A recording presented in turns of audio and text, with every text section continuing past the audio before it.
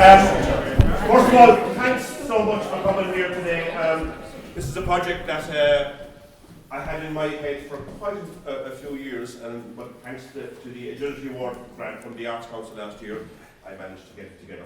Now, it was quite possible that I wasn't going to be here this evening, so I prepared a little speech to be read in my stead. And really, I couldn't read it now myself. So Mr. Finn, famous actor, playwright and gadabout, is going to read what I would have read, what would have been read if I wasn't here. Thank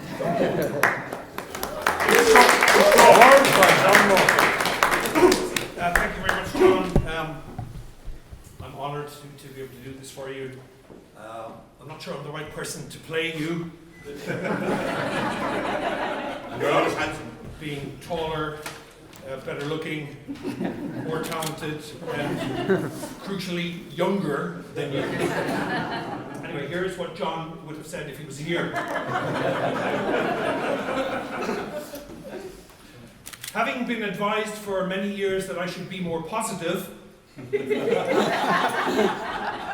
now comes to pass that I am positive, although perhaps not in the way most people meant. Yes, dear friends, I have been afflicted by the second worst plague beginning with C that I have encountered in the past year and cannot be with you this evening. Now, whilst COVID is a particularly heinous virus, it is dwarfed by the pain and affliction I underwent in dealing with an even worse C word, commas. I was entirely unprepared for the trauma these godforsaken squiggles would heap upon me as I struggled valiantly with figuring out where, when, and why they should be inserted in otherwise perfectly formed sentences. I think there should be a comma there, actually.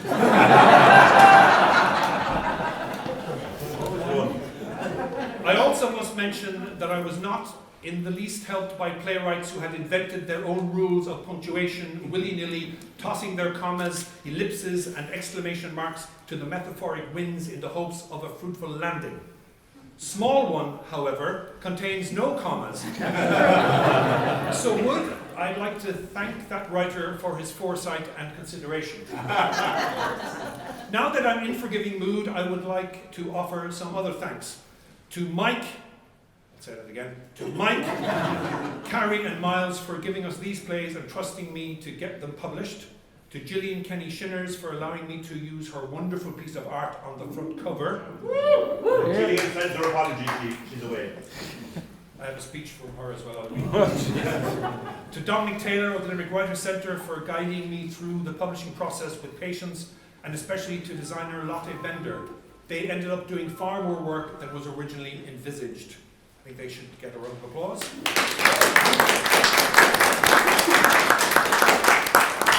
To Terry, Ruth, Cormac and Monica for their introduction pieces.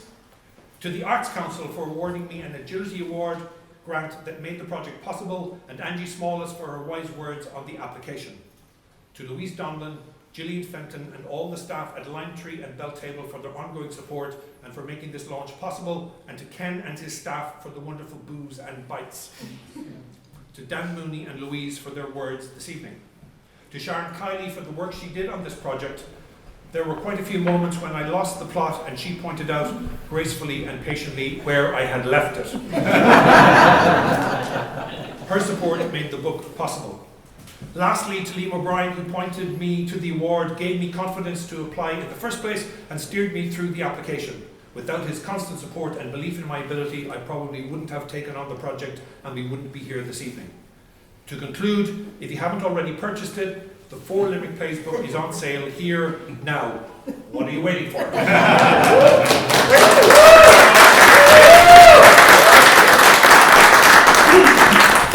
Again, unfortunately, Liam tested positive this week, so we'll be here and a few more, unfortunately. I'll try and pass on my best wishes otherwise.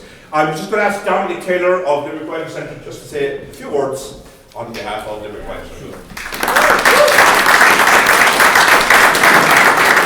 Thanks a million, John. And it will be just a quick few words. I'd just like to congratulate John on initiating the project. And I know he put an enormous amount of blood, sweat and tears into it. and also, of course, the 4 playwrights, including John, for including their work in it. The Limerick Writers Centre is delighted to be publishers of 4 Limerick plays. Since we began our community publishing programme in 2008, we have published over 120 titles, and 4 Limerick plays sits in very nicely with what we hoped to achieve through our publishing efforts. We began with the aim of publishing Limerick writers in Limerick through a Limerick publishing company. I think we have achieved that aim and been responsible for publishing work that would not otherwise have been published. We are very glad to add 4 Limerick plays to our catalogue, and I think it would be an important work for future generations. Thank you very much.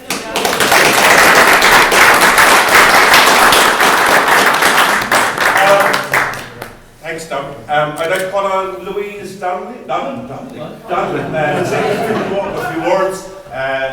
All of you, I'm sure, know that Louise is the boss of Limerick Line 3 and Theatre, and without her and her staff, none of us would be here. So thank you.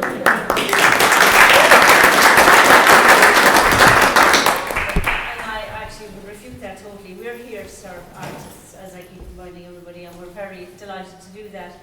I don't know how, I should have actually been involved in the warning on here, because I would not have let Mike Finn go off ahead of myself. How could we follow that? It's just to say, it's a real joy to be here, and isn't it a joy to be here, standing around, being able to meet up, and gosh, what a horrendous 2 years we've all been through. So you're all more than welcome. You're welcome with a heart and a half here back to the Belltable, to this event.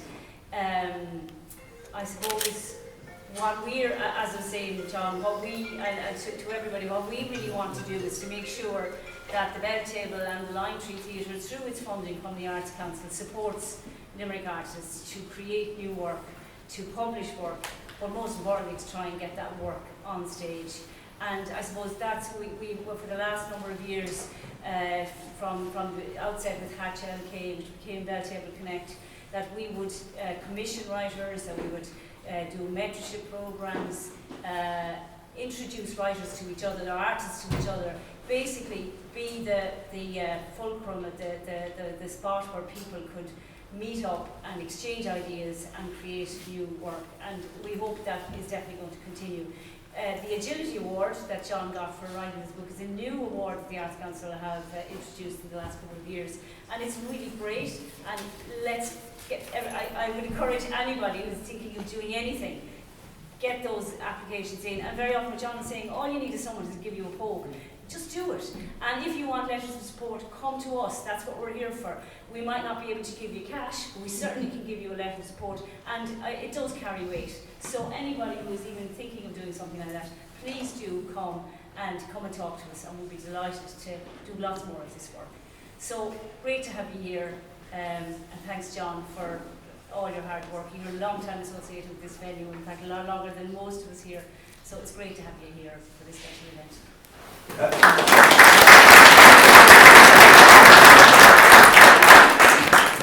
A lot longer than everybody. So finally, thanks Louise. Finally, just to, I suppose I invited Dan Mooney to formally launch the book. And so Dan is going to say some words. I know he's very nervous, so be gentle with him after. So Dan Mooney.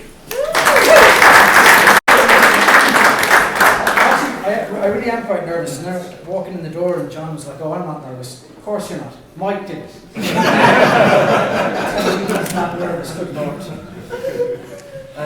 When John asked me to launch the book, aside from being tremendously honoured, and I was, my next thought was, are you absolutely sure that you want me to talk about Limerick and theatre? I have been boring people to death about that for a long, long time. Thankfully, as I look around, I think there's probably a few others in here who've been doing the same, so we're in comfortable company. This is an incredible piece of work, and a really important piece of work, for a couple of reasons, which I will try not to elaborate too far on. People have wine to drink. But not just because of the plays that are in it, we'll get to those. The context provided by the forewords from Monica, from Cormac, from Ruth, that fella, and from Terry have been, they ground what you're about to read and they give you an idea of the importance of what you're looking at. But the writers themselves, I think, are representative of Limerick in two important kind of ways. They're speaking on behalf of Limerick people. In the first sense, we're very, very proud of where we're from. We love this place. Just ask that fella that wrote that Forbes article there last year. We ran that guy right out on him.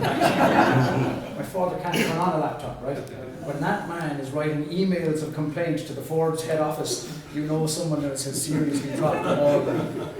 And so the love is there as Limerick people, and that's in these writers as well. But as Limerick people, our recent history does not allow us to view where we're from without a certain pragmatism.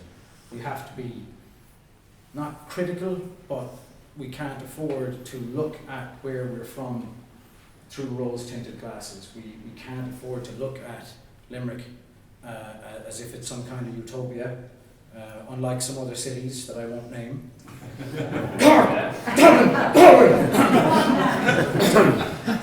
Something about up there. And so the plays, the writers do that with these plays. They write from a place of great love and affection from where they're from, but they write bravely, without fear, looking at warts and all what Limerick is. And so what we end up with these 4 plays is a sort of a cultural photograph, a snapshot. It's a moment in time told through 4 different lenses, and through the lens of community. I mean, all 4 of the plays touch on it. And small one, here's a woman left behind by community. And again, it's brave writing to embrace that happens, that's part of who we are. Deprivation is there, while also at the same time being a very warm and moving piece of theatre. With Bingo, a story about community, which is fantastic, Lovely. but was itself born from community. So a community group that then grows into a professional production. I mean, that's as Limerick a story as it gets, and that community is at the heart of it. Bachelor of Kilkish, a story about a small town community that's changing with generations as new people come in and bring new things. And of course, Pigtown, which is one man's movement through a community across 100 years. They're astonishing. So these plays they become that snapshot, and in a sense they are a definition of Limerick. Warts and all, good stuff, the bad stuff.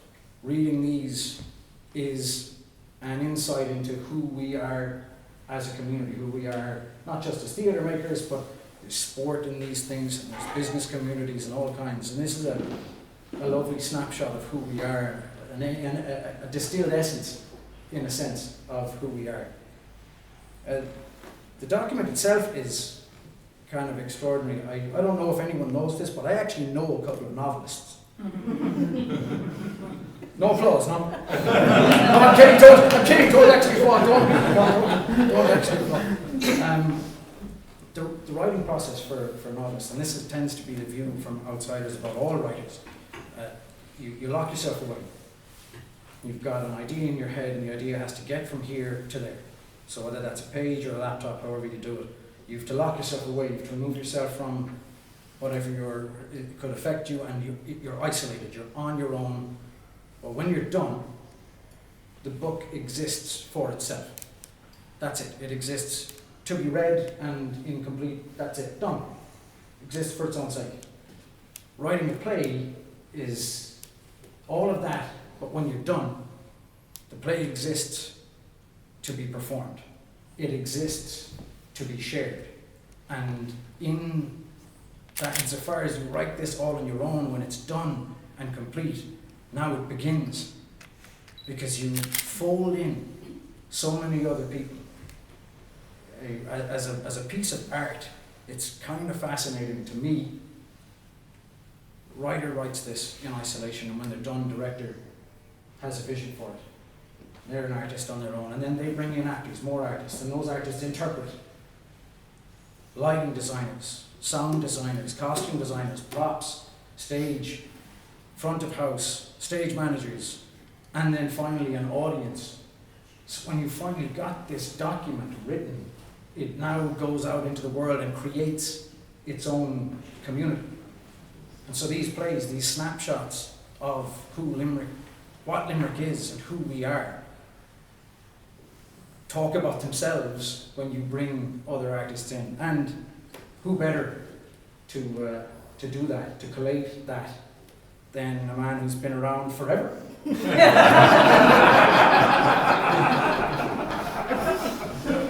I don't know, some people will know, so I don't know if other people will know.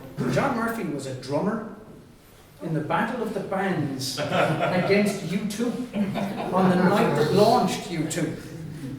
Now imagine if John Murphy's band had won that one. but there's a cultural moment in Limerick history. John was there.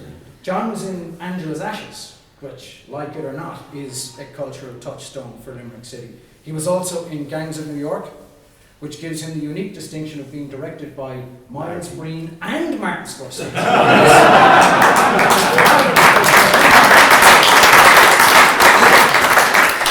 And of course, he was in Pigtown, as mentioned, touched on the first production and then came back later to it.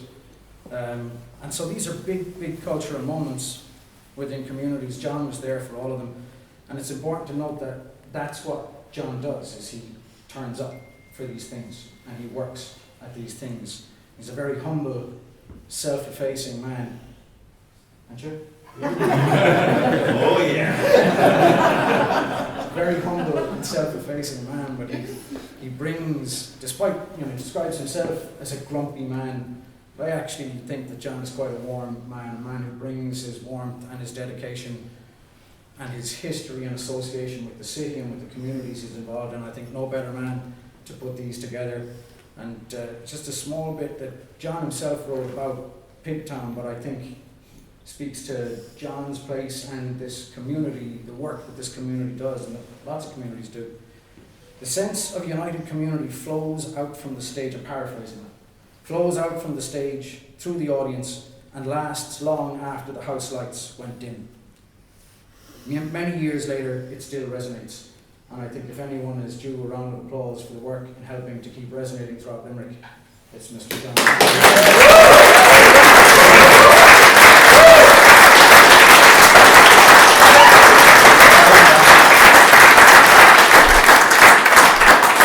Thank you, Dan. Never a truer word was spoken. By the way, Dan and Matthew Sullivan, somewhere lurking at the back, will be on in doubt. John Patrick Shanley play here in, I don't know what dates, about 2 weeks' time.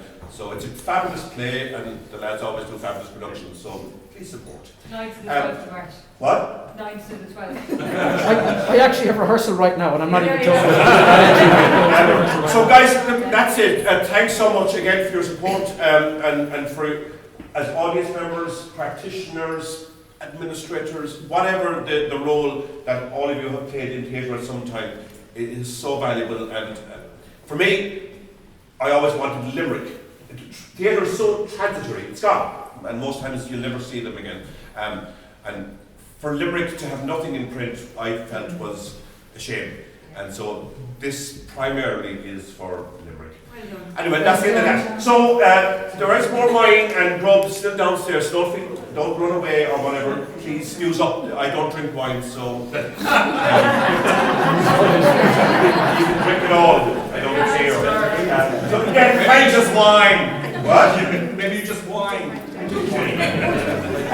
So thanks again, and